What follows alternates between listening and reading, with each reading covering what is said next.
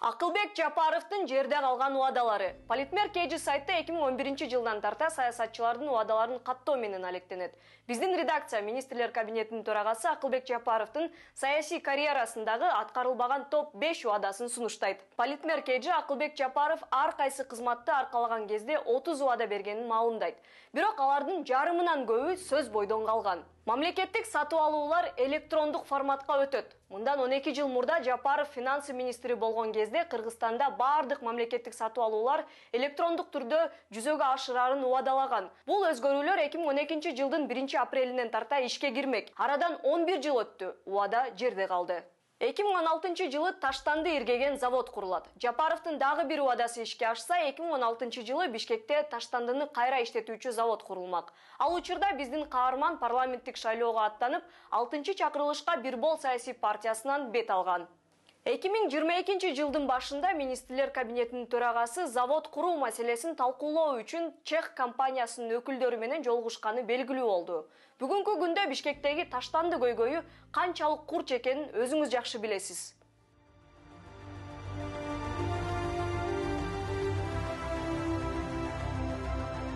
Кыргызстанда 4 ири эт комбинат курулат. Жапаров жогорку кеңешке аттанганда шайлоочуларга Илбир секиригин жасаарын айтып, убадаларды жаадырган.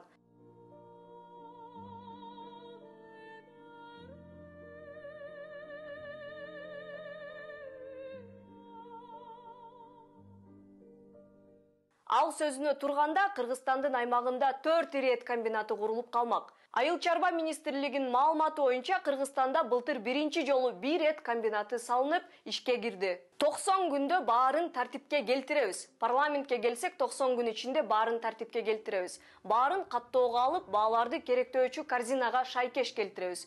Бул туурасында Акылбек Жапаров 2015 жылы Бирбол партиясынан депутаттыкка талапкер болгондо билдирген. Иш жүзүндө Бирбол партиясы парламентке келген соң мындай иш-чараларды демилгелеген да эмес. Пенсия, жөлөк пулдарды Казакстан менен Орусияга теңейбиз. Акылбек Жапаров 2015 жылы жогорку кеңешке аттанып атканда 2018 жылы бюджет дефицитин жок кылып, пенсия, жөлөк пул жана айлыктарды Казакстан менен Орусияныкына теңейбиз деп шайлоочуларга убада берген. Биздин программабызда бюджетти турукташтырабыз. Жакынкы 3 жылдын ичинде бюджет дефицити жок болот.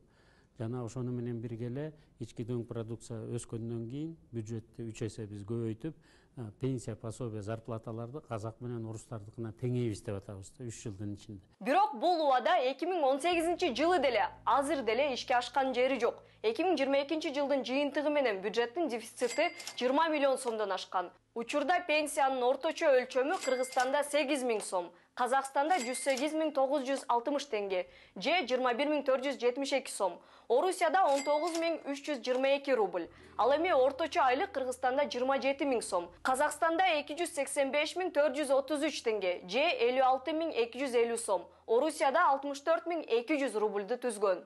Алдыда биз аткаминерлердин унутулган убадаларын чагылдырганды улантабыз. Андыктан биздин соц тармактарга катталыңыздар.